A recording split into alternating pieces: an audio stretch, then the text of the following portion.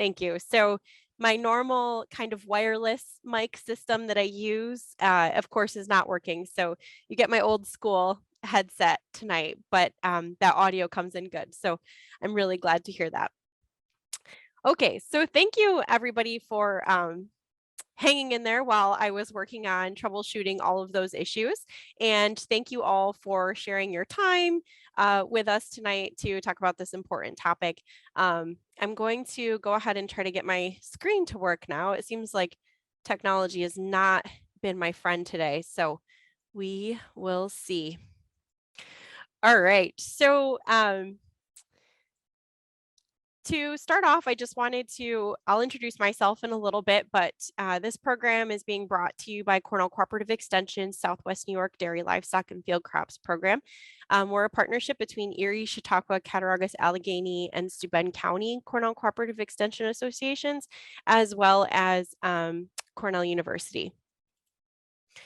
The funding that we received in order to be able to offer this program for free is from a grant from American Farmland Trust Regional Navigators program. So if we have enough time tonight, we will try to take a look at this website, but it's a really great spot where you can list farmland for sale, browse listings all across the state, and learn more information and access resources around land use in New York.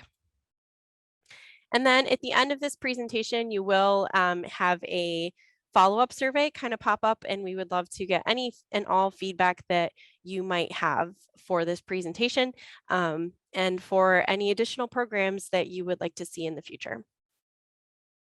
So to finally, now we're getting to the good stuff, kick us off tonight. This presentation is called Navigating, Valuing, and Negotiating Land Leases.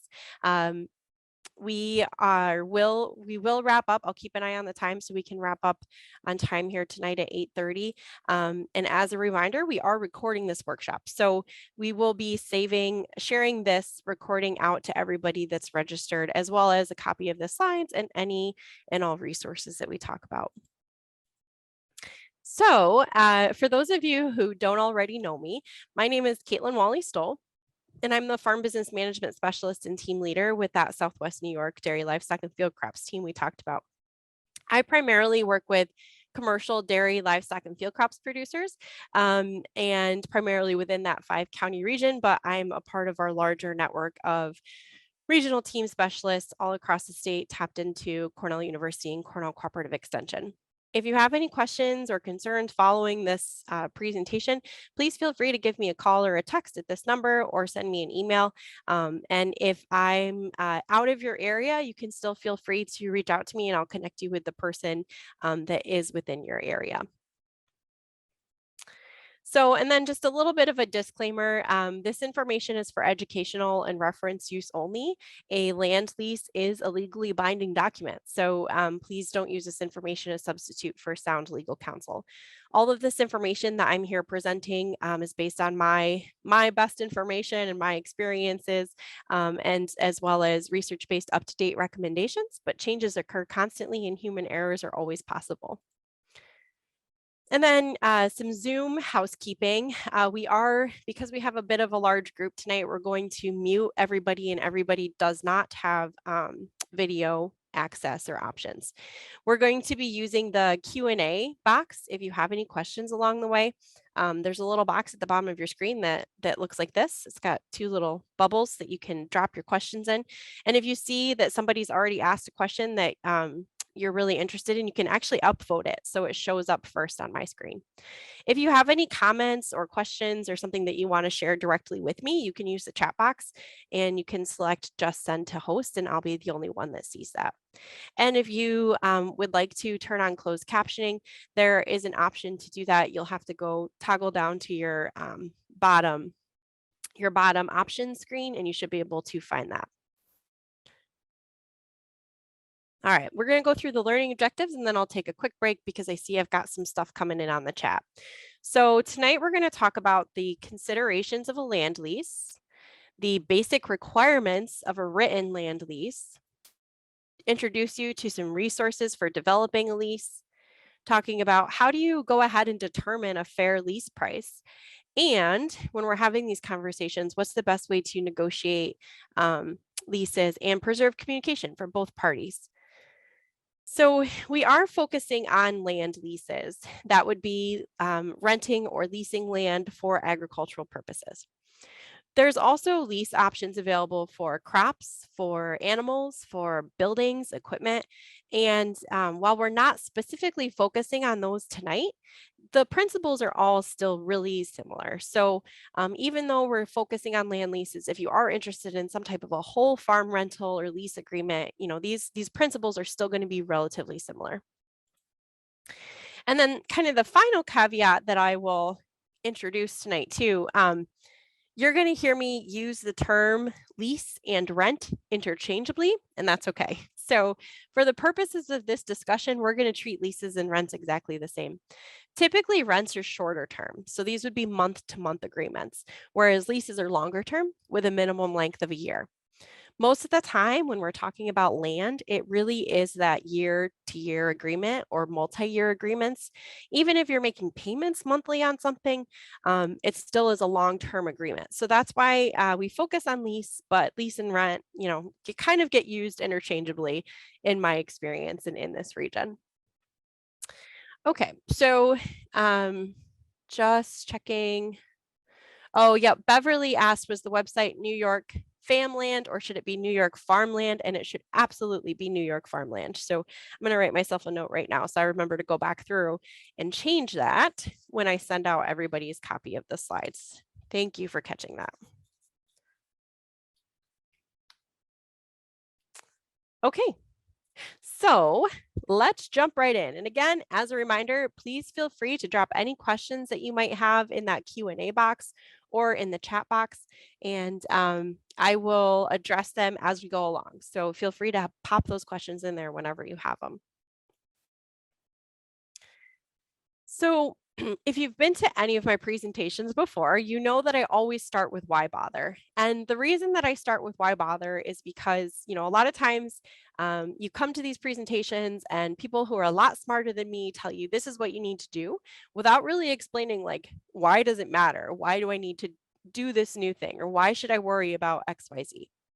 So when it comes to leasing for both farmers and for farmland owners, it's really important to think about lease agreements because profitability margins are tightening for both landowners and farmers, right? So for farmers, they're really thinking about what's the potential income from a property that I'm looking to rent.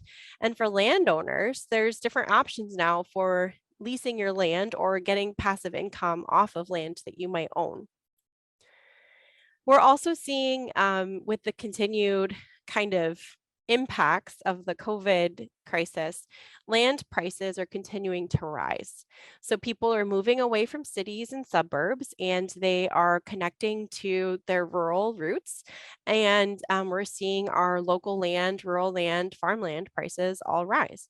So recognizing that leasing and renting is usually an option for folks that can't afford purchasing land or an option for landowners who might not want to start a farm, it's important to think about, what role does a solid lease agreement play when land prices are really high?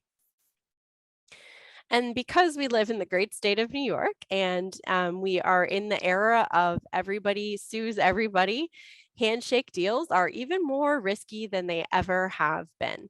So 3 generations ago, everything was done on a handshake. And when I first started this job and started saying, oh, do you have a written land lease agreement?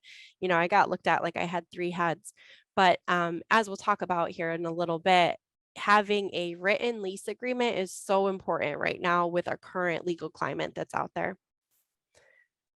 And for farmers and for landowners, land is the most valuable item on a balance sheet. So protecting the land that you're using, that you are investing in is really important. And for farmers, not having enough land limits your profitability and the distribution of your fixed assets.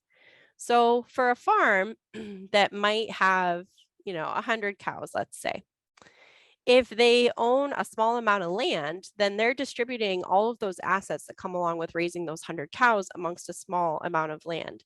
And it limits their potential growth and profitability with continuing to grow and expand their farm. And I kind of alluded this, but leasing land is an affordable way for beginning farmers to get started farming. So as we mentioned, land is the most valuable piece of the balance sheet. It's also the most expensive hurdle to get over when you're thinking about starting a farm. So for landowners that are looking to lease out their land, it provides an opportunity for beginning farmers to get started without having that huge capital purchase upfront.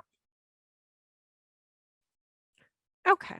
So now we're going to jump right in and talk a little bit about the differences, advantages, and disadvantages of owning land and leasing land. So this part of the conversation will be geared towards our farm participants here. So owning land advantages, it eliminates uncertainty and risks of losing a lease. If you own the land, you don't have to worry if it's going to get renewed. It accumulates equity and provides future collateral. So this is also just for landowners too. That land that you might own and might be renting out to a farmer, that's land that you can then use as equity to make another purchase, buy a second house, buy a beach house with it, right? So if you own land, it provides you with collateral for future purchases, whether that's related to the farm or related to the landowner. Owning land, you have the sole decision making. You're not requiring anybody else's input to make big decisions. And traditionally, land has been a way to hedge against inflation, both for farmers and for non-farming landowners. And there's immediate and long-term benefits of labor and investments. So for the most part, if you improve the land, that's got an immediate improvement and increase in the value of that land, and it provides you with an immediate improvement on your investment. But owning land has its drawbacks. So obviously, we just talked about how high land prices are, and owning land is expensive. So, just considering the principle of taking out a mortgage to purchase land, but then also the interest on those payments, and it does create some cash flow problems, especially for farmers that are working with such tight margins. Again, with the cash flow, if you own land, then you're paying usually larger amounts to purchase that land than you would if you were making lease payments, and it restricts your working capital. So you might have cash that's going towards a mortgage payment that could be going towards improving your farm or reinvesting your farm in some other way. Traditionally, also, land has a lower rate of return than other assets. So it's immediate and it's long term, but it's a lower rate. And in some cases, owning land decreases your efficiency because you're essentially locked into owning that land. It's a little bit tougher to pivot and sell that land or do something else with your farm. And it, ties up your time, managing that time, and it's not as quick to just get up and leave and try something else out. So then when we look at leasing, advantages of leasing is that, you're not tying your capital up into large land purchases, and you're able to use that for something else on your farm. Leasing land also provides mentorship for new farmers. So when new farmers lease land from existing farmers or farmers that might have farmed in the past, there's definitely a mentorship quality that comes along with that. So the previous farmer essentially passes down their knowledge of the soil and the land and the region and the area. And it really provides a benefit and a boost to new farmers. It's easy to change business directions with short-term leases. So for example, if you're leasing land in one county and an opportunity for a different market pops up on the other side of the state, you just don't renew that lease agreement, get up and move, versus owning that land and all of the paperwork and liens that come along with that. And there's also, it's a flexible financial obligation that can be renegotiated over time, versus, purchasing land, you're usually locking yourself into a payment plan at the same rate over, decades, versus leasing. Those are usually on a year to year or just a few years at a time. So you can continually renegotiate those. But there's definitely some drawbacks that come with leasing. So uncertainty about the future of the land. For example, if you are a farm that's heavily leasing land, then that puts you in a riskier position because you're then relying on those landowners to continue to renew that lease agreement as you're making future decisions for your farm business. And also with lease land, there's sometimes a hesitancy to make improvements over time. So, well, I don't own this land, so why am I going to put this time and money into this land that I don't own? Or for landowners, this land doesn't really benefit me, so why am I going to make this investment?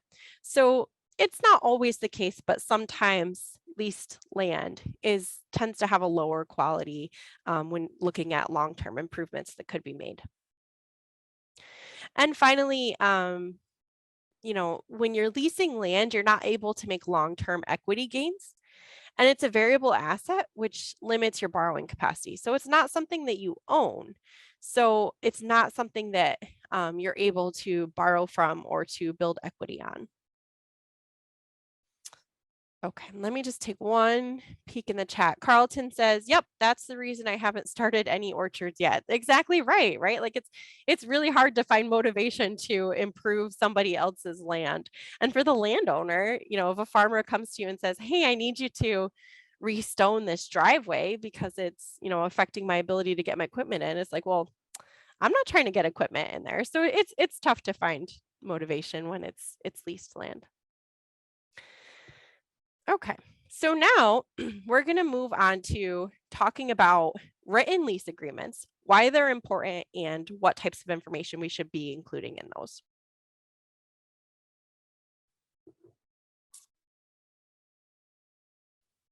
There we go. So you should always back up a handshake with a written document, and I'm going to provide you with some really good examples of why. And by good, I mean terrible, but hopefully they're good motivators.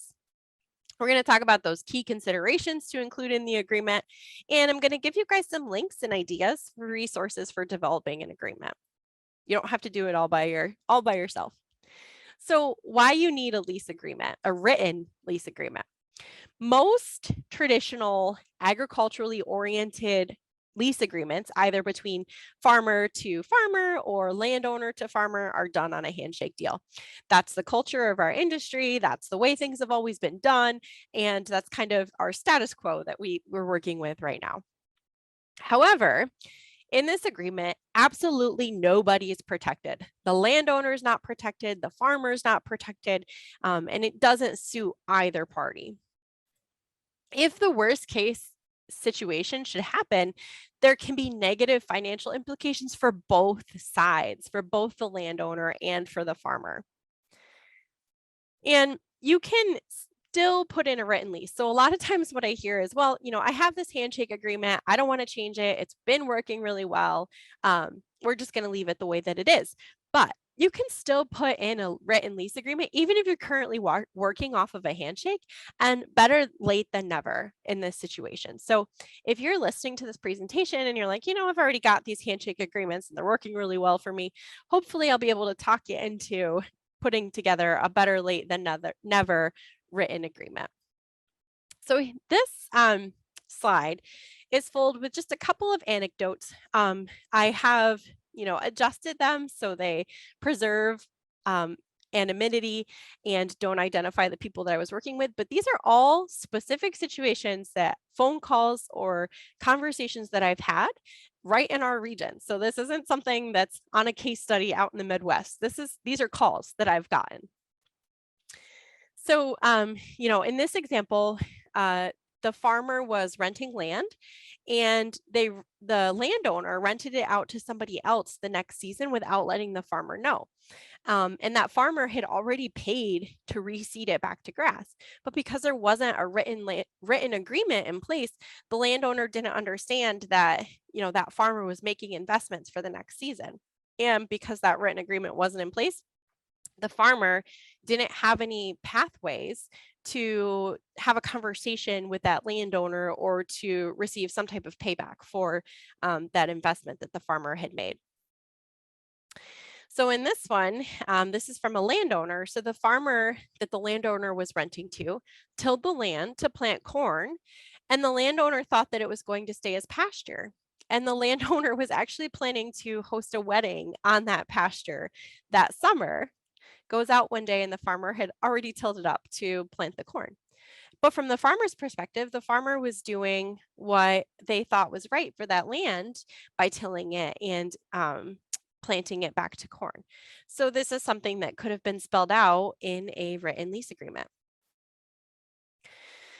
I am from Delaware County, so any of you guys that are Eastern New Yorkers, flooding is part of our every single day life out there. And I had a phone call. A flood took out all of the fencing that I installed. This is from the farmer, but who pays for it? So fencing is considered an asset, and the landowner can then claim that fencing that's on their land as an asset that's theirs. But in this situation, who pays for that improvement?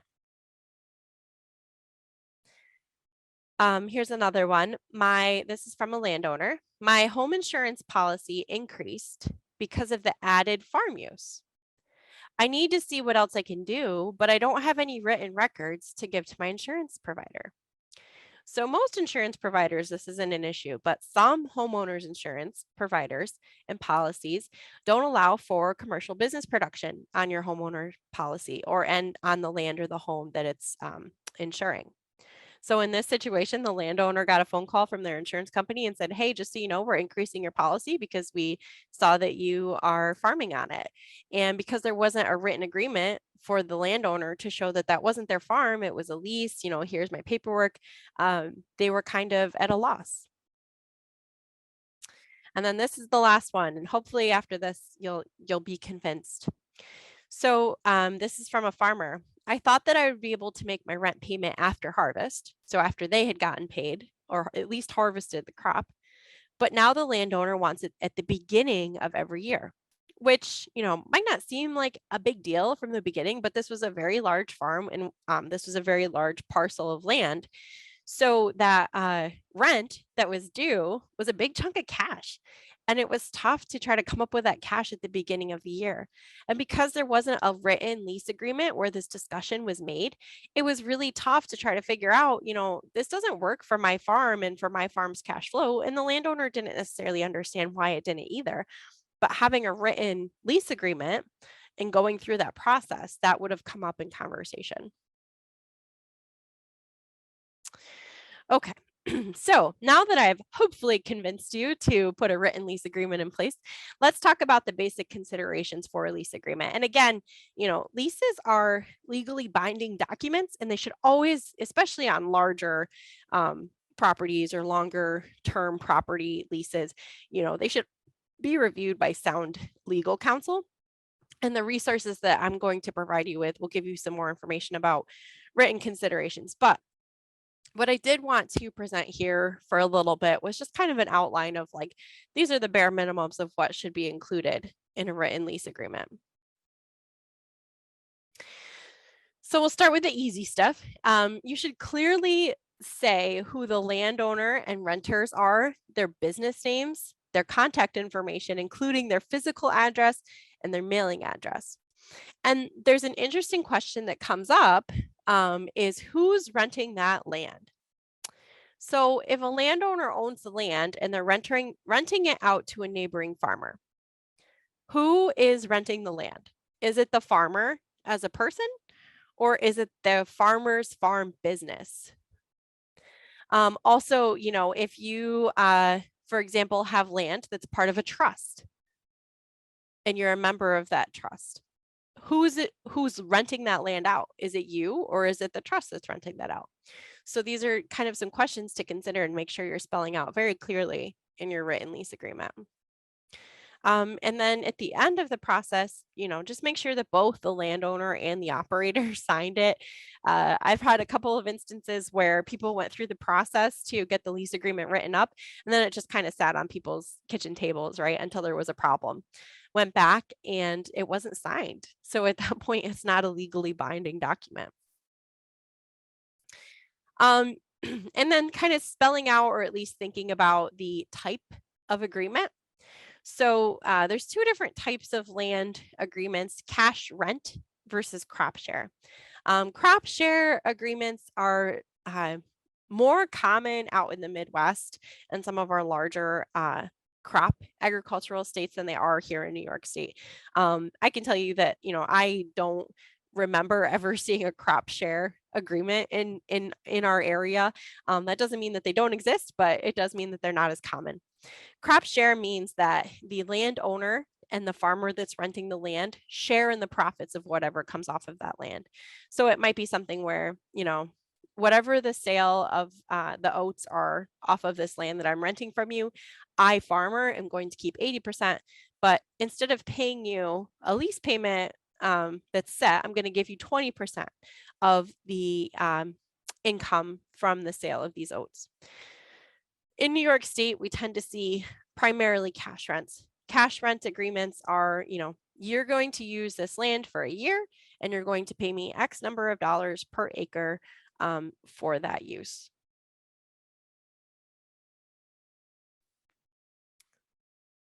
And then a legal description of the property.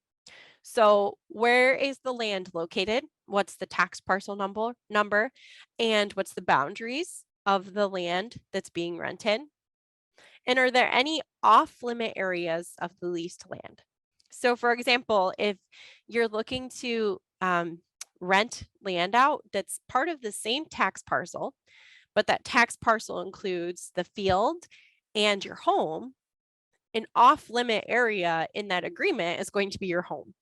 So clearly stating, in that agreement, this is the area that you're renting. This is the area that is off limit. And you can do that by using those legal definitions. You can do that by printing out a site map and kind of drawing on that map saying, these are the areas that you're renting. These are the areas that we don't want you to go on, but including that map in your lease agreement. And then finally, for basic information, accurate assessments of the conditions of the field or the land at the time of rental and including photos. So this is really important if you're renting land or renting out land that has been idle for a few years with the intent that the farmer is going to plow it and replant it and reseed it over the course of 5 years. So documenting what state that land is in right now is really important for the lease agreement to say, this is where we're at currently, and then this is the plan moving forward, and this is where it needs to be at the end. I see we have one question from Janice. How about dairy facility and land lease? And Janice, I'm going to leave that one towards the end and we'll go over that one. And Carlton says a suggestion video also. That's very true too. Depending on the property and what's growing there, what type of an area it's in, video is really great documentation tool as well for both parties again. Okay, so now we're going to talk about party rights and including those into the lease agreement. So some party rights and considerations for those, and these are, again, rights of both the landowner and the farmer. So talking about landowner access and management decision-making power. So for the landowner, for example, let's go back to my wedding conversation, right? If the landowner wants to have access to the property that they're renting out, that should be included in the lease agreement, especially if there's a big event like a wedding. Including that in the lease agreement might say the landowner needs access to this property for these 3 weeks and ask that the farmer, doesn't spray pesticides or spread manure or plow during this time. Or if there's hunting, for example, is another one that I see a lot. So if a farmer is renting land out, but the landowner wants to maintain hunting access, including that in the lease agreement is really important because otherwise, it could always come up as a question later on of like, well, this is my land and I own it, so why can't I come on here? So just including that in the lease agreement, and it might just be something that says, the landowner reserves the right to access this property during hunting season.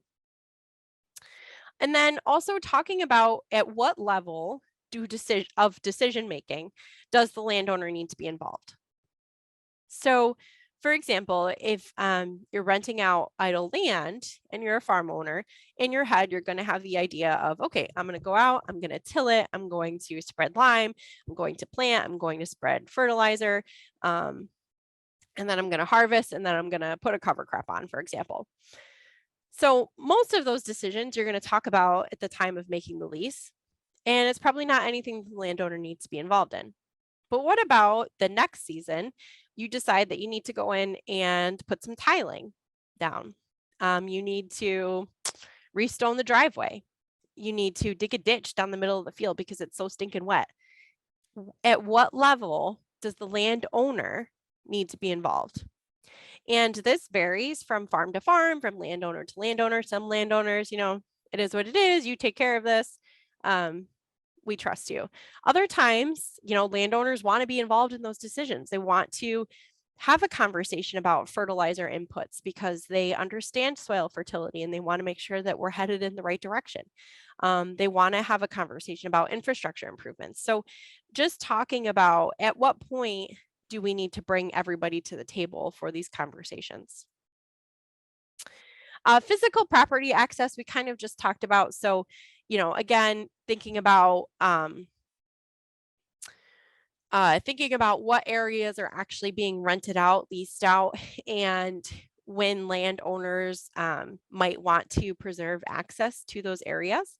There's also, sometimes landowners, depending on the field and the type of production, sometimes landowners are going to want to come on and do some type of a site inspection or use it for recreational use. So, maybe the landowner has four-wheelers and side-by-sides that they want to use with their grandkids when they come out.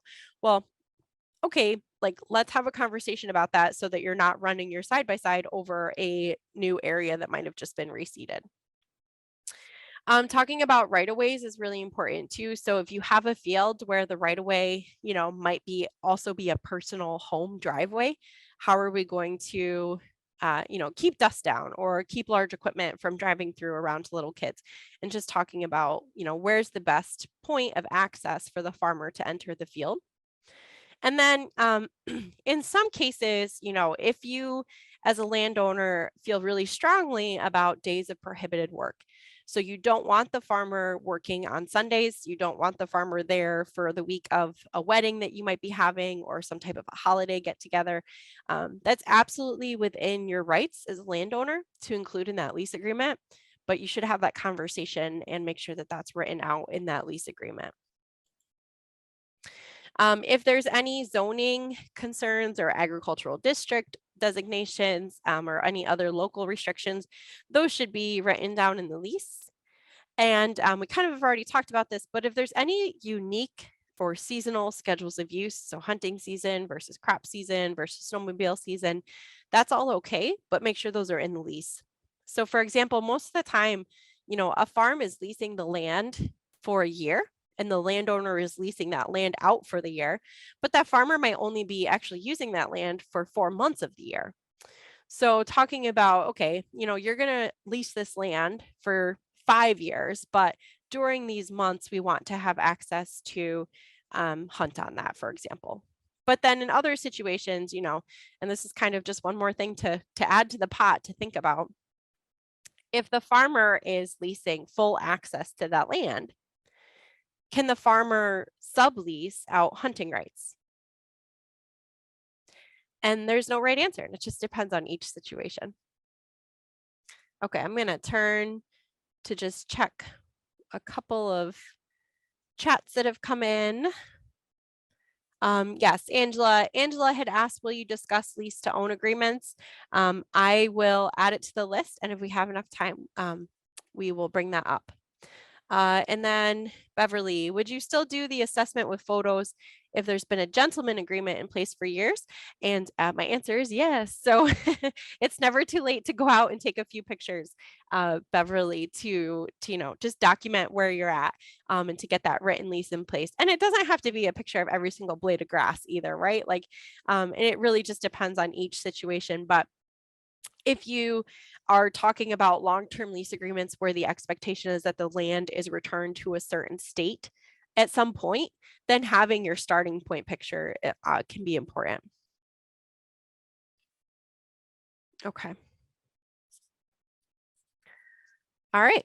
So now we're going to talk about improvements and how we should think about or consider or include improvements in our lease agreements. So are there types of planned improvements that should be laid out into the lease agreement? So this might be tilling, we just talked about that, ditching, tiling, reseeding, or fencing, for example. And if those planned improvements are in place and agreed upon by both the farmer and the landowner, who's going to be financially responsible? And this question's really tough, and comes into consideration when we talk about pricing later on. And there's no right answer. So I'm not going to tell you which way is the right way, but talking about it between the landowner and the farmer and having that written down in the lease agreement is so important. But then there's also unplanned improvements. So, let's say you're renting a field that's the one of 10 fields in New York State that's irrigated.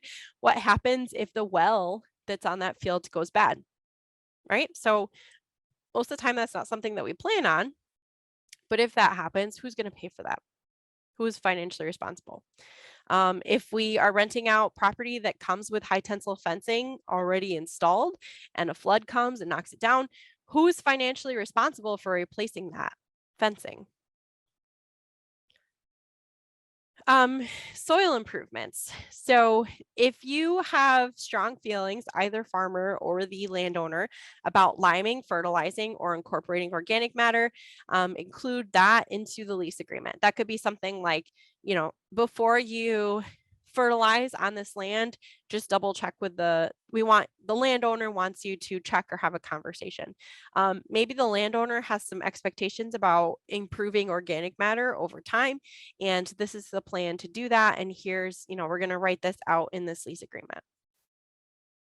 Any land improvements, draining, ditching, reseeding, who's going to be in charge of those, who's paying for those, what types of communication needs to happen, or laying out that plan in the lease agreement. And then finally, maintenance or improvement of access structures. So you've heard me talk about the driveway thing a couple of times because I really do get a couple of calls about driveways every single season. So, if the driveway needs improvement or needs maintenance, who's going to be financially responsible? If we know that the driveway is going to need maintenance or improvement, when is that happening? How can we preserve access to the field, and how can we preserve the financial obligations for both parties involved? So the next thing to include and or consider or talk about are agricultural practices. So are there any or limited commercial uses? So actually, I'm just going to put all of these up and then we can talk about them. There we go. And then, is this land being used for agriculture or for agritourism or for processing?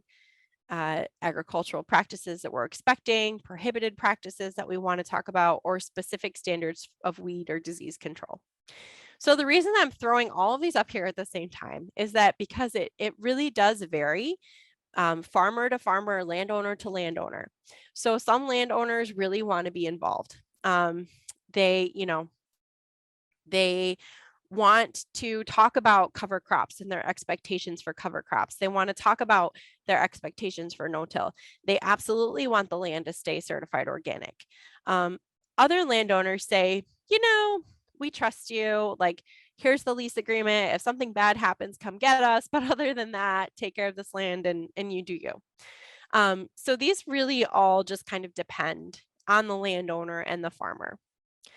Some considerations, though, to think about. If a farmer is leasing land and then they want to sell pumpkins off of that land, and now all of a sudden they want to put in a farm store on that leased land, are there any limited commercial uses? So can they have a farm store there? And that kind of goes along with agritourism. So maybe this land is right next to somebody's house, and they don't want people pulling in all day long. So maybe we need to include a clause in the lease that limits it to only certain types of agricultural practices.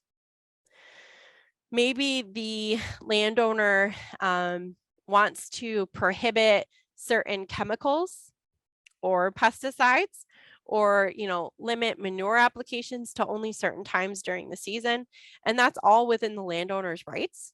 It just has to be spelled out in that lease agreement. And then maybe there's some type of a specific weed or disease control issue. So I see this a lot on land, that maybe a existing farmer is retiring and they've struggled with a certain type of weed or a certain type of field crop disease. And they know that if XYZ practices aren't continued, that problem will come back. So we're going to include those practices as a minimum practice that needs to be part of the lease agreement. So then I've kind of alluded to this, but what type of condition are we expecting the land to be in at the end of the lease agreement? If that lease is not renewed, what does the land need to look like? So common practice is that the land needs to be at its original condition, which is why we say, go out and take a picture right now. So if the land is currently seeded to, hay, grasses, and a specific mix of grass populations, then at the end of the lease agreement, our expectation is that that is back to that type of a seeding. Maybe it's been in corn and it's been tilled. So the expectation is that at the end of the lease agreement, that land needs to be tilled and ready to go for corn to be planted in it. But on those properties that maybe we're renting idle ground or ground that's been left fallow for years, and the goal of renting that land out is to improve it, first of all, what types of improvements are being made, and how are we going to document that those improvements were made and ensure that at the end of the lease, those improvements are still there? But then how are things going to be compensated? So for the farmer, maybe if they're, tilling, they're incorporating organic matter, they're using cover crops, they're using rotations. Those are all expenses to the farmer. And at the end of the lease, the landowner benefits because they now have more viable, more profitable, they have improved land. What types of compensation will go back to the farmer for improving that land? And there's no right answer for any of these questions that you'll see here. They're really just kind of thought discussion questions. And if in the worst case scenario, the land is left in worse condition or doesn't meet our end of the year or the end of lease expectations that we laid out in our written lease agreement, how are we going to handle this? So, this could look like some type of, if you don't leave the land in XYZ condition, then you're going to have to pay the landowner. If the landowner, doesn't meet the farmer's expectation for providing some type of an improvement, whether it's like restoning the driveway or putting in an extra ditch, then the landowner is not going to charge rent or return some of those rent fees. And then the absolute worst case scenario, if it's a really volatile situation, what types of arbitration terms or mediation terms are we going to go into to try to figure this out?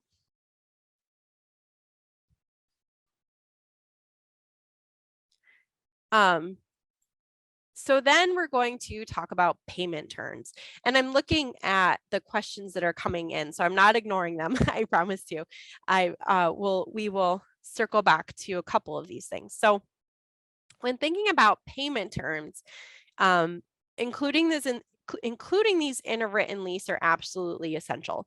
So you remember the story before of, I thought I was going to pay after harvest season, but now the landowner is saying they want me to pay at the beginning of the year. Like, what do I do? So if that's something that was written out in a written agreement, there wouldn't be any question because we would know exactly what those payment terms are. So some considerations for including this language in a lease agreement. What if, what's our expectation for normal growing conditions, a normal year? And do we want to adjust those payment expectations if there's a crop failure? So for example, if somebody's planting grain corn with the intent to sell it to a mill. And, normal growing conditions, I might pay you at the end of harvest season.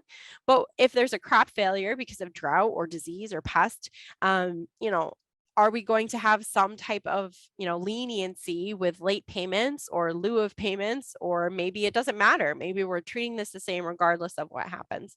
And there's no right answer. It's just considering it and thinking about it. What's the expected payment date? And write it down.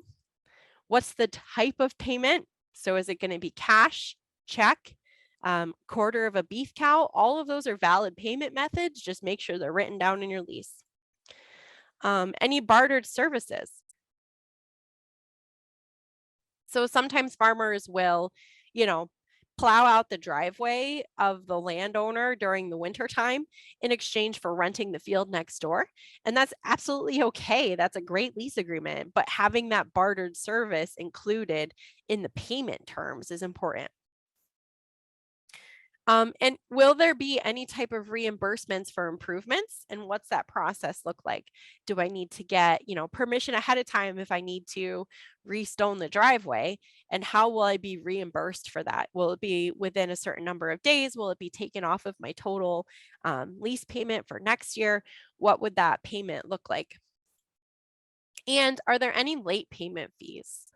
So if the farmer doesn't make their agreed upon payment date, will there be a percentage charged after that for X number of months if there's a late payment? So then we're also going to look at bringing that land back into production. So again, if the land's been idle for an extended period of time, it's important to note that there's going to be a large upfront cost to the farmer to bring it back into quality production. And who is going to pay for these costs? So if it involves reseeding, who pays for the reseeding? And if the farmer pays for it, then how are we, looking to adjust the lease payment amount? If the landowner pays for it, then what's the expectation for the farmer to, essentially include that as a consideration into the lease agreement as well? What's the length of the lease? So if the lease is only year to year without a renewal option in it, then, what's the incentive for a farmer to put that land back into quality production versus a longer term lease with expectations of this is a process, a multi-year process that will affect kind of, especially when you think about how bad is the land right now versus where we want it to be in the future.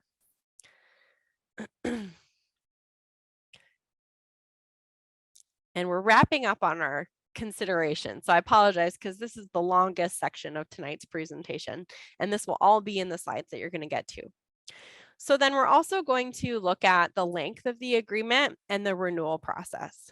Most of the time, well, not most of the time, many of the agreements that I see are 1-year leases with a renewal option or a renewal option for both parties in that.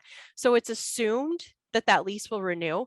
Many of them, they say right in there that the lease automatically renews with these agreed upon terms on a year-to-year basis. There's also longer term leases, especially for those that are looking to get the ag value assessment, that are on a 3 to 5 year basis with a renewal option. And then just specifying in your lease, is this an automatic renewal or are there specific steps to take? And when do those specific steps need to happen? There should also be a clause in your lease agreement about notice of non-renewal. So if either party, the landowner or the farmer, decide to not renew the lease agreement, what types of notification needs to happen and how does that notification need to come through? And then another consideration is in the case of a death or some type of incapacity for either the farmer or the landowner, will the lease be transferred to the new owners of the property or the new managers of the farm? Most of the time this is the case, but it's just making sure that you're including some type of a communication in the lease agreement. And then also telling the other people in your family that you have a lease agreement in place for a property of land.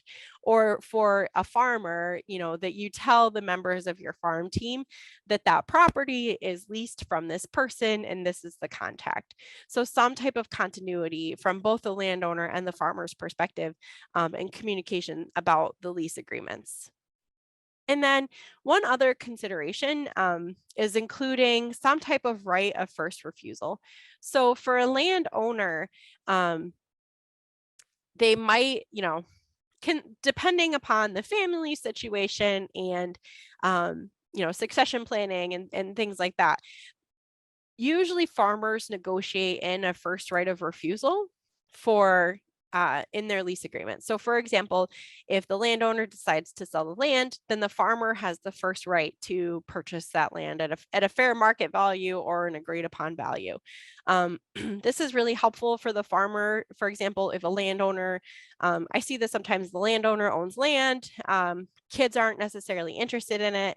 So maybe the landowner, puts in that first right of refusal so that if the landowner wants to pick up and move to Florida, the farmer has the first option to purchase that, so it doesn't go out to market.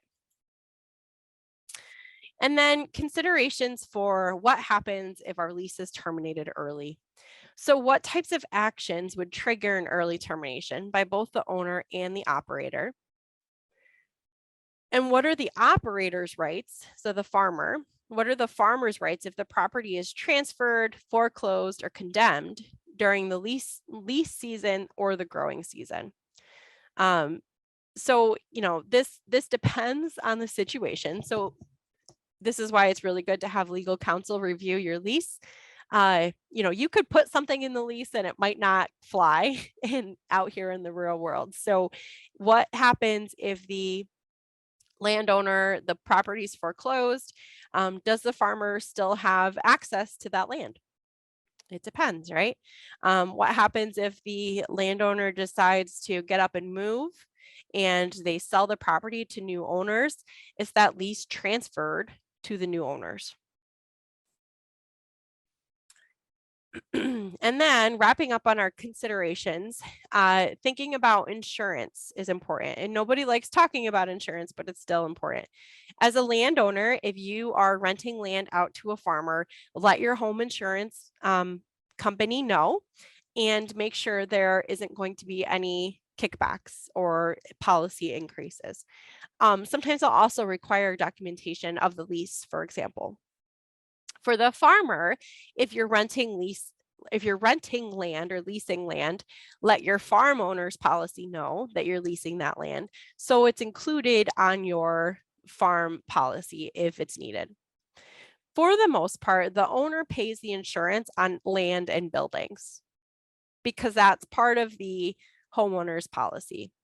And for the most part, the tenant or the farmer pays for the insurance on the crops that are growing there and on the livestock.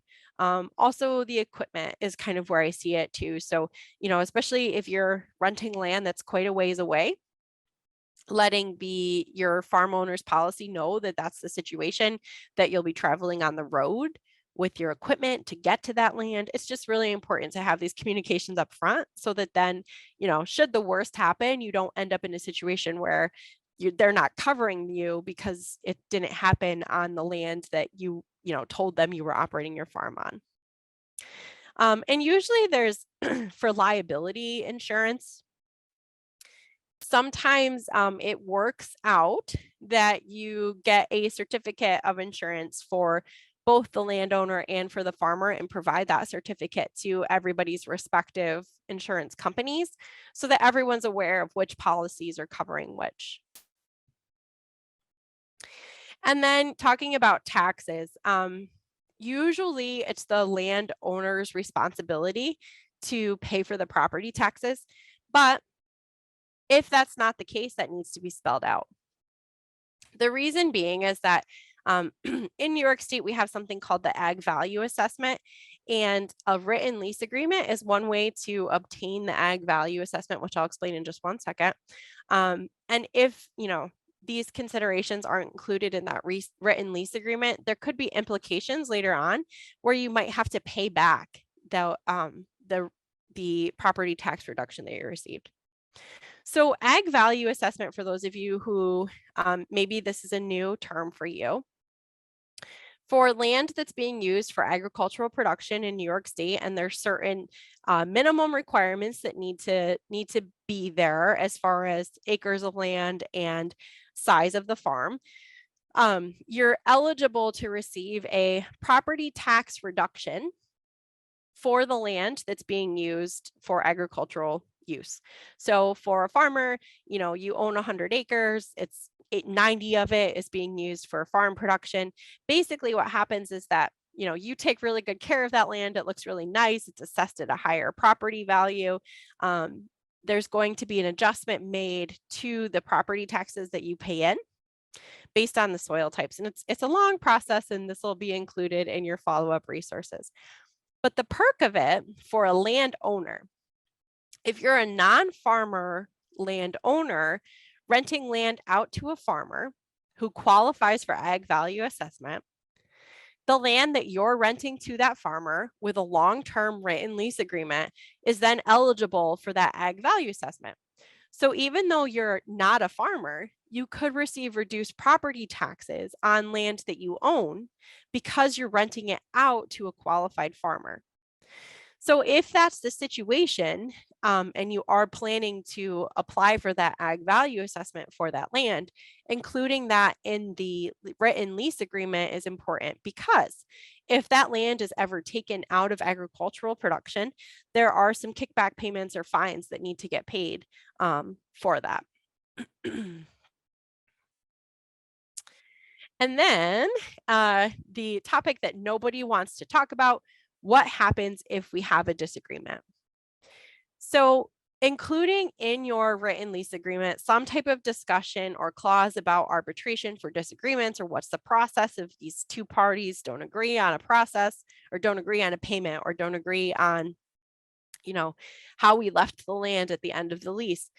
Including a process for arbitration is really important.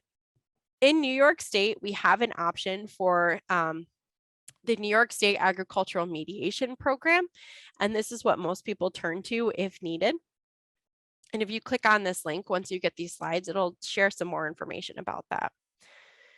Hold on one second. One other consideration is if in the case where, let's say maybe you are renting land, barns, and a house from somebody, and you're going to move into that house and use those barns and run your farm, I would absolutely encourage separate residential and commercial leases. So the farm buildings and the farm land get put into one lease, and the rent of the house gets put into another. And that's because there's different rental agreements and protections for both the landowner and tenant in regards to commercial leases and residential leases. So it always benefits everybody involved if you separate those two leases out. And then some type of language in your lease about who's compensated for losses. If there's damage to property, who gets, where does that go? How do we decide what that damage is? How is that going to get paid? And if the farmer has lost revenue because of some type of an action that the landowner did, how are we going to assess that? How are we going to get paid for that? And these are things that you're going to find in the resources that we give you, are discussed, and some of that language is provided for you. So don't feel like you have to do all of it by yourself, but it's something that you should consider and you should think about. So as far as resources for putting together a written lease, these are the options that I use the most, and these links will be in your follow-up resources. There's something called Ag Lease 101, and this is actually just a really cool website that has multiple lease agreements and sample language. So it's something that you can browse to get an idea of, this is how I want to write something up. And the other benefit of Ag Lease 101 is that they have a really large range of different types of leases. Share crops, cash rents for land, cash rents for buildings, cash rents for whole farms. So it's just a really good tool to take a look at. If you have a simpler lease, so maybe you're really just leasing out a hayfield to a farmer, Cornell Small Farms has a sample lease agreement that's 1 page. It's easy to fill. It's a fill in the blanks thing. And that can be a really great starting point if you have a smaller agreement that you're working with. And then the last tool that I use often, there's a build a lease tool from Land for Good. And this works really well for medium-sized leases. So maybe it's more than one field, maybe it's a field plus a storage barn. You can go through and select the options that you need that best meet your situation. And it essentially spits out a lease for you. But here's my caveat for using any of these resources. Do your due diligence and have leases reviewed by a legal counsel. Typically, that cost is really low if you come to legal counsel with a lease agreement already started and already negotiated between the farmer and the landowner, and you're simply there for review. Oftentimes, they'll catch things that are in legal terms that to us normal people don't make sense, but to them, they know what they're looking for, and the cost and the time for them to do that it's really not that high in comparison to what could happen if something goes wrong or if something's left out of that lease agreement. We have a couple of questions in the Q&A box that I'm going to start with answering before we jump right into pricing lease agreements. So Eileen had a really good question. If I do a 3 to 5 year lease agreement as a landowner, do I have to file the ag exemption paperwork every year or just at the beginning of each lease term? I've always called it ag exemption, although it's not the term you've used tonight. And ag exemption, ag value assessment, those are used pretty interchangeably. So the answer to that is that yes, you do need to do the paperwork each year, but after the first year, the paperwork's a lot easier and it's just a renewal form. Those forms are typically mailed out to landowners through each county's or each town's real property office. And it's just kind of signing off on the form that says, yes, this land still is being used for agricultural production. You don't have to do the long process of providing the lease agreement and getting that soil sample worksheet from your county soil and water office every single time. Carlton was asking, where could we find legal counsel that are experts in this particular type of lease agreement? So my best recommendation for that, because I'm not able to offer or recommend specific providers, is that, there's a few different options. The first thing is to ask your neighboring farmers or neighbors about who they might have used in the past. The other thing too is that depending on the complexity of the lease agreement, sometimes or most of the time, your kind of family lawyer, so whoever you use to put together your real estate transaction paperwork or your will, or whoever you use for most of your other legal business, they are familiar with land leases. Land leases, especially ones that aren't overly complex, seem to be pretty familiar with most providers that I've found. And then there was another question too. Does anyone ever have a payback at the end of the lease deal that you know of for building soil health? So if, and Carlton respectfully added besides carbon related stuff, which I appreciate because that gets even more complicated. But yes, that's something that can be negotiated into a lease agreement.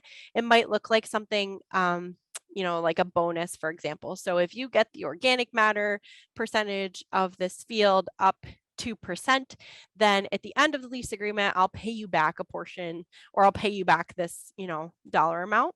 And all of those considerations you can absolutely include in your lease agreement, and they just vary by situation to situation.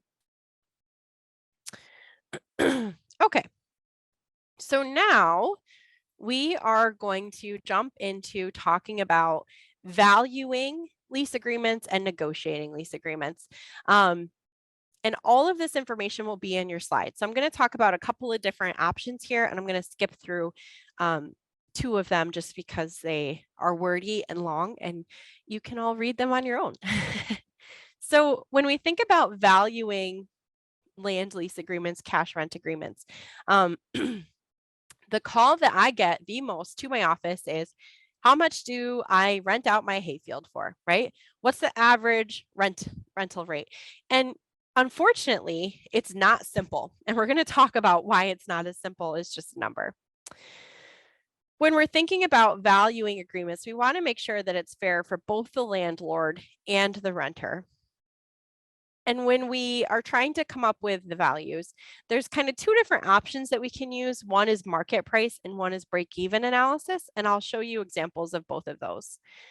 And there's always special considerations that we should think about when we're valuing agreements. So this is kind of what we're going to go over tonight. So there's different factors that affect land values. Things like soil type, quality, including fertility, organic matter, pH. All of these affect the land values in ways that could increase or decrease the land rental rate. There's also things like field conditions. So if you're moving into a field that's really weedy, for example, that could affect the land value. Are there certain pests that go into that area? Are there any erosion or drainage issues there? What's the field shape, size, and slope? So, on an aerial view, it might look like this perfect field, but then when you get there, it's at a 45-degree angle, and that's going to affect the value of that land. Is it a really small sized field? Smaller sized fields are going to receive a lower rent rate per acre than larger fields because the farmer has to travel for less land. And field shape. Is it a nice, easy square that's easy to access and easy to navigate around? Or do you have to go around a lot of ditches or a lot of wooded areas? What's the length of the growing season in your area? Right? In New York State, it's pretty short. So that affects our land values. Things like hours of normal sunlight will affect it. The location in comparison to the farm that's renting it out, markets that the products might be going towards, different infrastructure and resources. And if that land has any certified organic or any other certifications, that will affect the value too. And if there's any type of infrastructure being included in that rental agreement, so barns, irrigation, wells, fencing, that will affect what the land is worth as well. And then what are the surroundings for that field? Is it easily accessible from roads? Is it right on a busy road, so it's hard to get a tractor in and out of it? Is it near residential areas? These will all affect the land values. So when I get that phone call that says, hey, what should I charge for my land? These are the questions that I'm asking. But then there's more. So what's the supply and demand of the industry? Are you renting land out in an area where there's not that many farmers that would be interested in the land? Or are you renting land in an area where it might end up being a bidding war, where people are really interested in land, are really kind of searching for additional land? What's the past use of that land? Has it traditionally been a dairy farm and a new dairy farm is looking to rent it out? Has it been used for vegetable production and now somebody wants to put it into hops production? Are there any existing structures that could help kickstart the farmer that's looking to rent out your land? And this is kind of the fuzzy one, but it really does affect the land value. What's the dependability and the loyalty of the involved parties? So are you renting it out from somebody that, has gone through 5 different rental agreements in the past 5 years with 5 different people? That affects the land value too. So with all of those different factors and considerations, I'm going to give you some tools to try to figure out what is the value of the land that you're either looking to rent or looking to rent out. So the first tool that I like to use, and it's the one that I like to start with, is called a break-even analysis. A break-even analysis takes the best estimates of per acre expenses and returns to figure out what that break-even price would be for the farmer and for the landowner. So what we do is we take the total returns off of the property minus total expenses, and that equals total profit. And this is one tool that you can use to set prices. These total returns are calculated by taking an estimated yield. How much corn are we going to produce off of this field? And multiplying that by the estimated product price. What do corn prices look like for this year? Then we take our expenses, which we calculate by adding our variable and fixed expenses, which we'll talk about in just a second. So this is an overview of what a break-even analysis looks like, and it's different for landowners and for farmers. So for a landowner, this is what your break-even analysis might look like. The objective that you might have is to have a return on land investment. You bought this land, you got your dream property, you own the house, but there's a field right next door and it's just sitting there. So why don't we help rent that land out to get a return on the investment that we made by purchasing that land? The return could be a few different things. It could be improvement of the property. Maybe you know that you want to start a farm in 10 years, but the property that you just bought is full of idle fields. You could rent that out to a different farmer who could improve that property for you so you don't have to do it. Maybe your return is cash, a yearly lease payment. Or maybe you're going to have reduced expenses because you're not paying to maintain that land. If you're currently farming the land and you're thinking about retirement, if you rent that land out to a different farmer, you're not paying to maintain that land anymore. So to estimate cash rent requirements for a landowner, the things that we're going to look at are annual fixed expenses, depreciation, property taxes, insurance, and maintenance. And then we're also looking at the income that's required for a profit. So this is a dollar investment or a market value of the leased real estate multiplied by the desired rate of return. And we'll talk about this again in just a second. So this equation for a landowner looks like this. We take our annual fixed expenses. This is interest expense. So the interest payment that we're making on our mortgages, property taxes for both school and town and county, insurance. So what's your homeowner's insurance cost you for that land? Maintenance. What types of costs do you have to maintain that land, whether it's, restoning the driveway or digging out the ditches, and any other fixed expenses that are associated with you owning that land. How much does it cost you to own that land is essentially what we're getting at. And to figure that out, you calculate the interest on your mortgage, your property taxes, your homeowner's insurance, and any other costs that are associated with you owning that land. Then we take income required for profit. So what I mean by income required for profit is that you could have taken that money that you spent as a landowner on that land and bought something else with it. You could have bought stocks. You could have invested in cryptocurrency. You could have bought a sailboat and gotten a really nice tan. Those are all considered profits off of that land. So if you bought stocks, you would have gotten, hopefully, increases in the stock market over time and increasing the value of your stock. If you bought a sailboat, you would have increased your happiness because you would have gotten tons of vitamin D. So those are all incomes off of your investment. When we purchase land as a landowner, you can require a profit off of that purchase. And this is a return on your dollar investment or the market value of the leased real estate. So how we calculate this is we take what your dollar investment was, how much you paid per acre, or we take the current market value of the land that you own and multiply it by a desired rate of return. If you don't have a desired rate of return, so if you don't care if you make 1% or 10% back, typically what we like to use is the value of inflation. So 3%, for example. Basically, this means that if you took that money that you put into the land and put that someplace else, how much money would you have gotten back someplace else? So what this looks like, here's an example. For annual fixed expenses, let's say the interest payments are $300, property taxes are $700, insurance is $200, there's no other maintenance or other costs. So the annual fixed expenses for this example property is $1,200.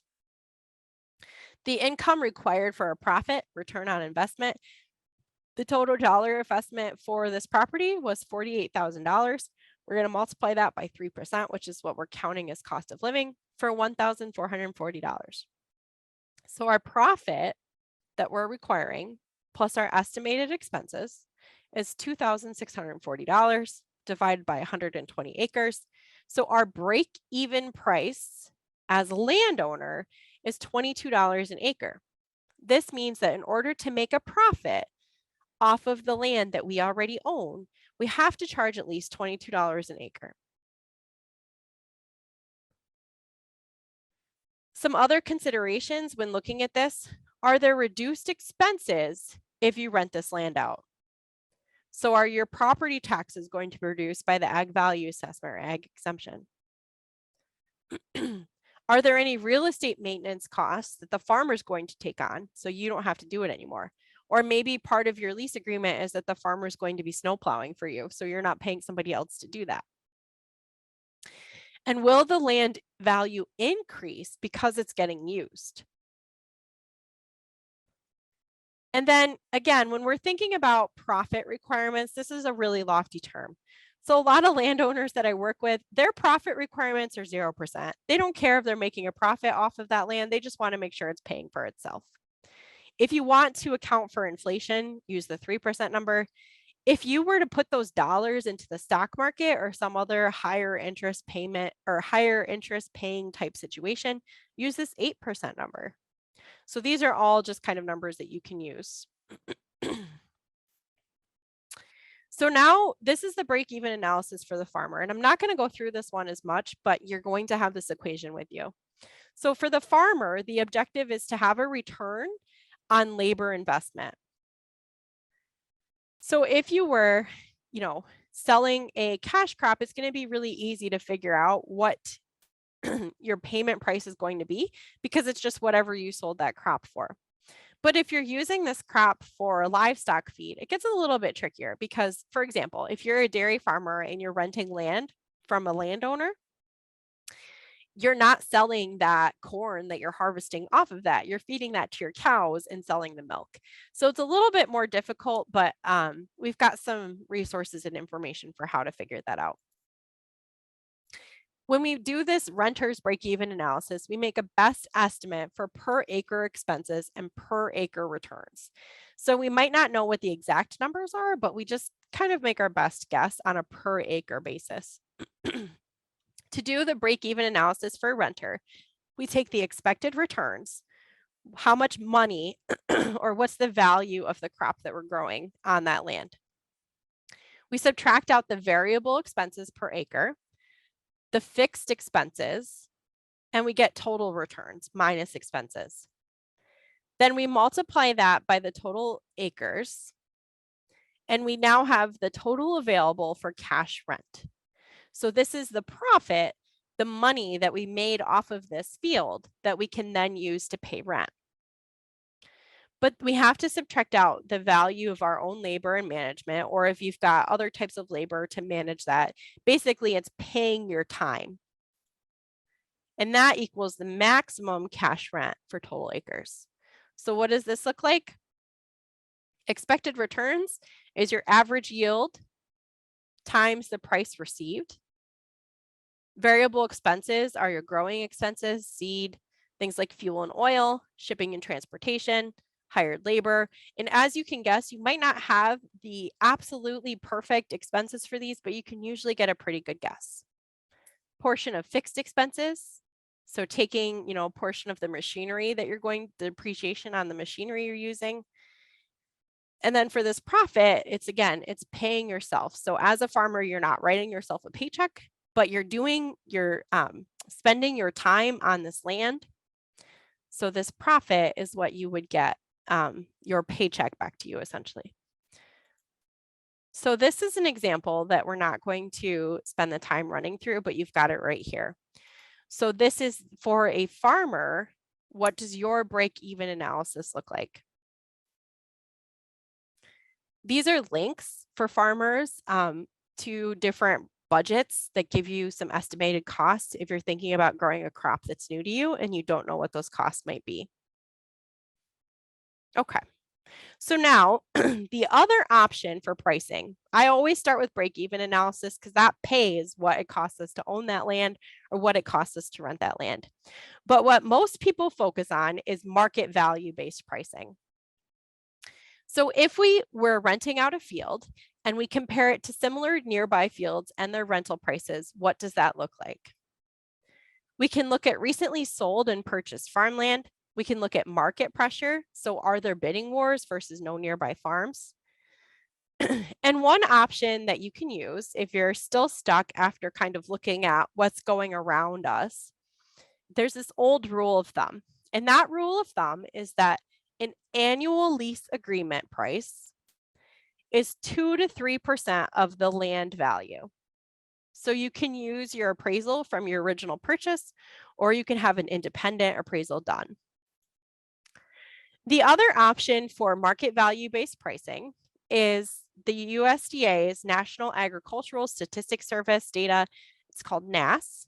Every year they do a survey to calculate out the county level statistics for per acre cash rental rates. The caveat with this is that it doesn't distinguish between farmland that's used for high value vegetable crops versus fields for livestock feed. It doesn't take into consideration soil quality, and it doesn't take into consideration all of those factors that we talked about before, but it can be a useful starting point. And here's kind of one shameless plug that I have.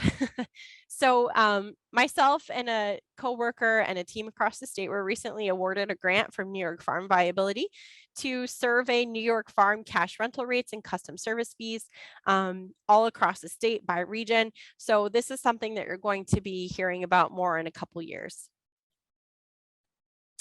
So what's the difference, or how does this play out? Market value versus break even. What happens when your break-even price doesn't match your market value price? My recommendation is to pick a happy middle that all parties can agree to. So, your break-even, you should always at least get your break-even price, because if you're not getting your break-even price either as a landowner or as a farmer, entering into that rental agreement is costing you money, right? So going through those calculations to figure out your break-even price is going to save you from having that rental agreement be a loss for you.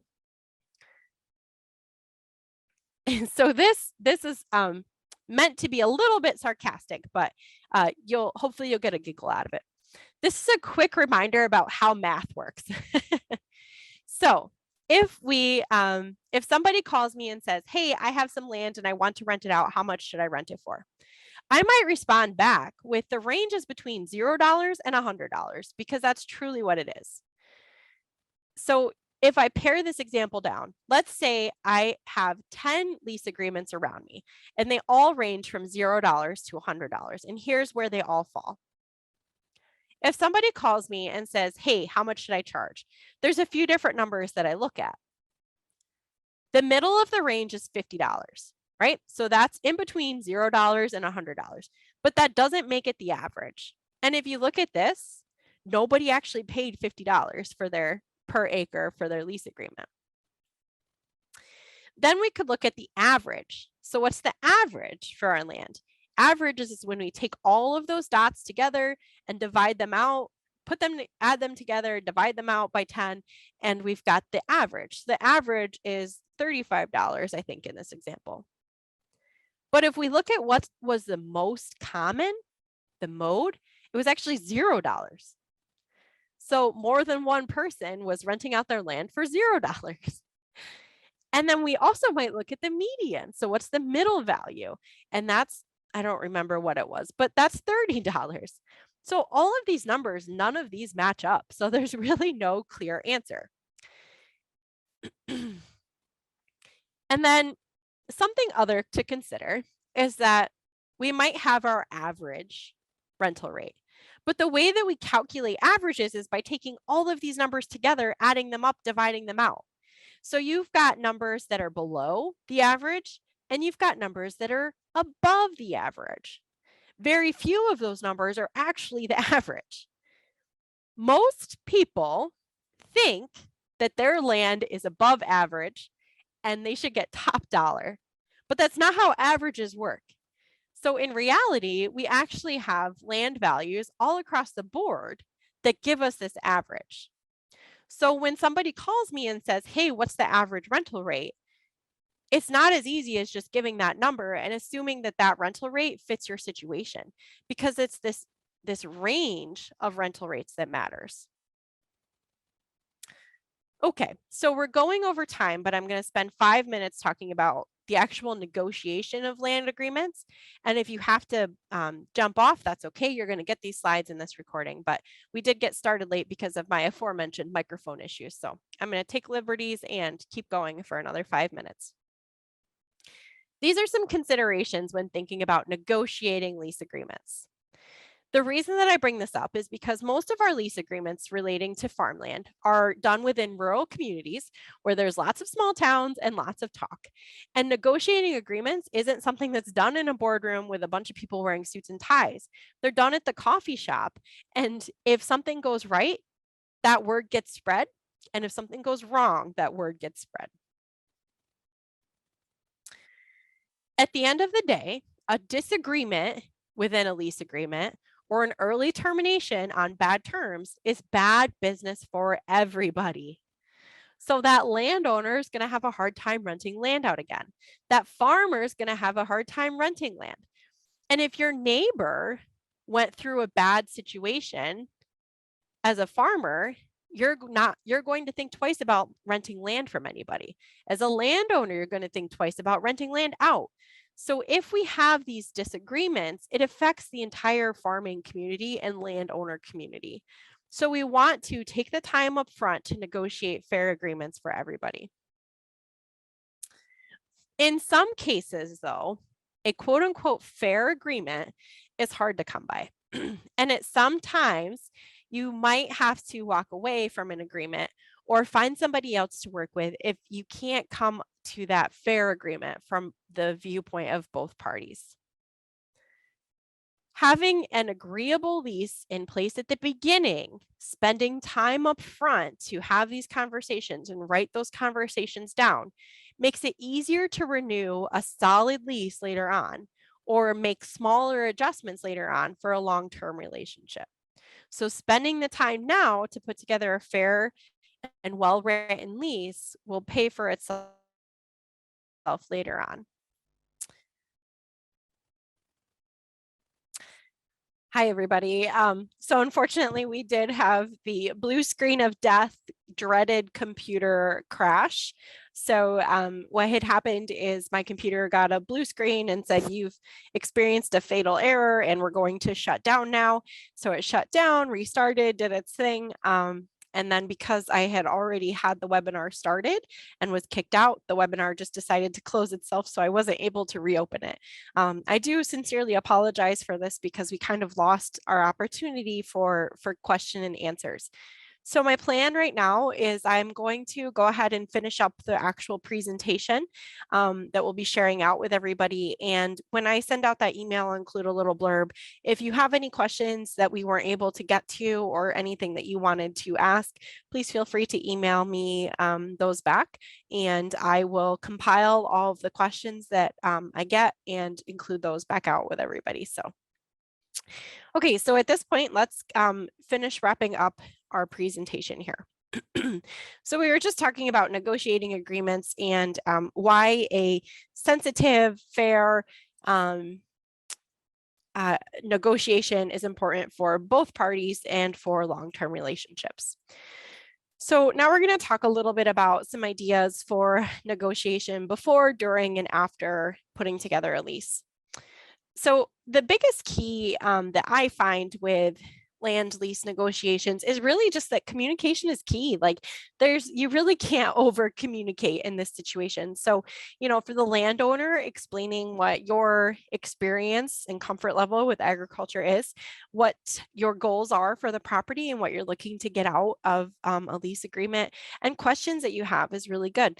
And then for the farmer, explaining what you're doing, why you're doing that, what your plans are for the future.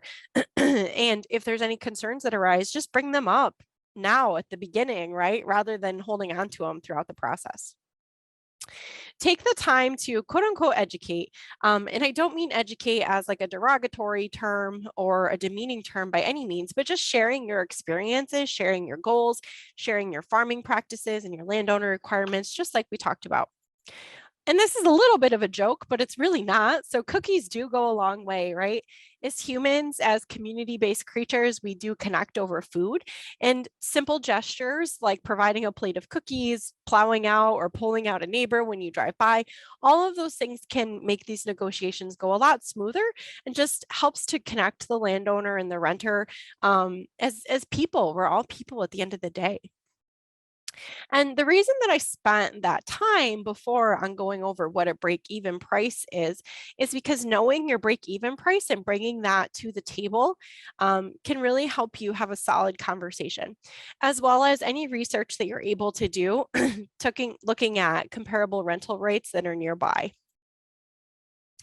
And we do sometimes see situations where you might be cold calling. So as a landowner, you might be trying to reach out to farmers that you've never talked to before to see if they'd be interested in renting your land. Or as a farmer, you might be driving past a field that you really want to get your hands on and be able to use because you know it's not getting used right now. So some ideas for trying to figure out that cold call process, who do I even talk to? Definitely utilize the resources that are available to you. So use tax parcel information, talk to neighbors. If you're looking to rent land out or you're looking for something and it truly is just a cold call, throw a net and see what you can catch. Using our traditional advertising publications like Penny Savers are still really helpful. Also, talking to your town or county office of real property. That's the office that handles that ag value assessment, ag exemption that we were talking about before. So they have a pretty good handle of what land is out there and what it's going for. Some negotiation tips during the actual process. Again, communication is key. So over communicate. Let people know if something isn't sitting right for you. Let people know if you have questions, if you have concerns, if you have ideas, share them, over communication. Having a good idea about what a realistic rental rate is and making that rental rate fair for everybody is much better than trying to negotiate in a way that you would negotiate at a flea market. So when it comes to land lease agreements, if we want to have positive interactions that benefit our agricultural community, that benefit our rural landowners, having a fair rental rate for everybody is more important than getting the lowest rate possible you can as a farmer or getting the highest rate possible you can as a landowner.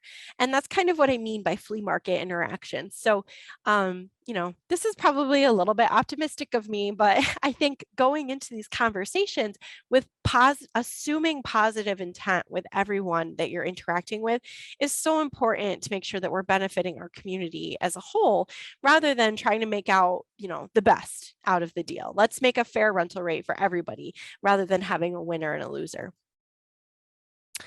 Another, we kind of have alluded to this, but bartering services to help reduce costs or cash is really important, and it adds incentive for the landowner and also for the farmer. So this could look like snow plowing. It could look like sharing like half a side of beef. Maybe the farmer is going to and do some infrastructure improvements, things like drainage or tilling or ditching.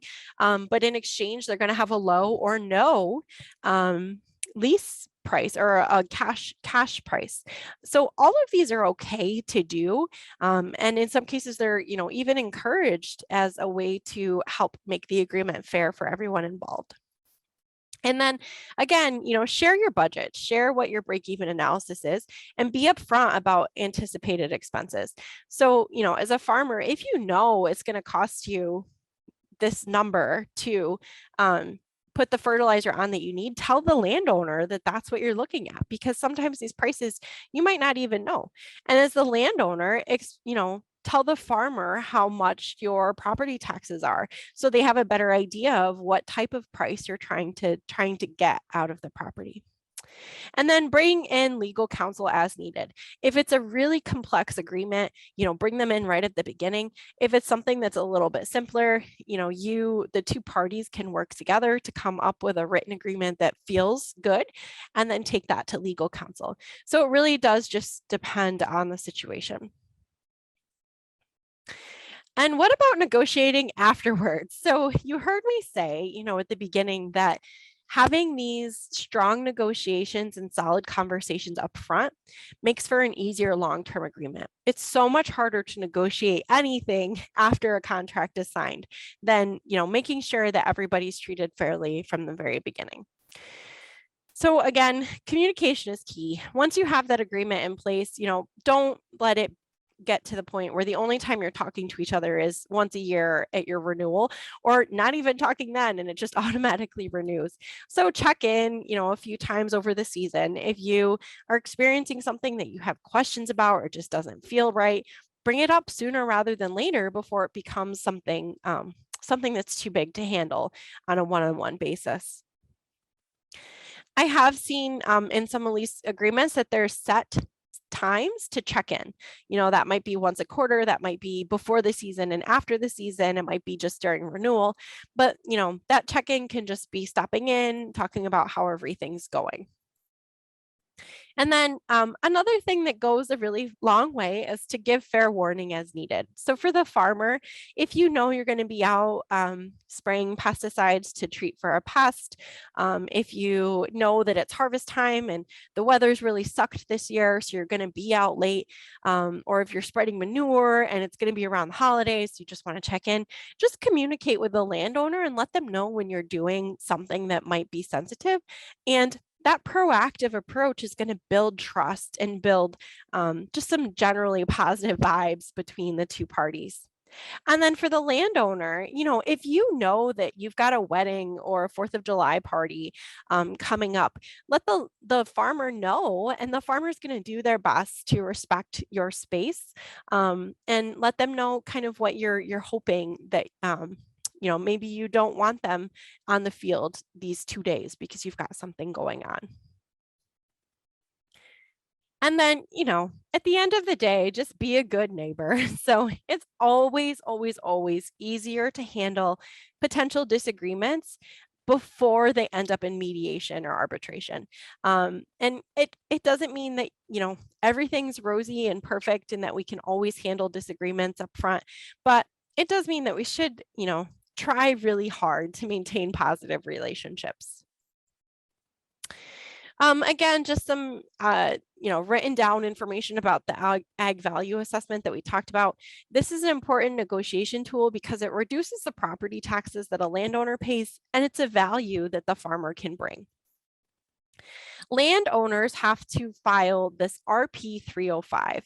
That land has to stay in agriculture for 5 to 8 years, depending on the ag district status, or the landowner has to pay a penalty in. And in general, over 7, the minimum requirements for a farmer to qualify for the ag value assessment is at least 7 acres of production and an overall sale of $10,000. Rented land is eligible with a written lease agreement of 5 years. And that could be an annual lease agreement that automatically renews over a 5-year period. For more information, this is the website to go to. These 6 bullets that I have here are a very high summary of this program. So if you're interested as a farm owner or as a landowner, I definitely would encourage you to read this over and reach out to your Office of Real Property.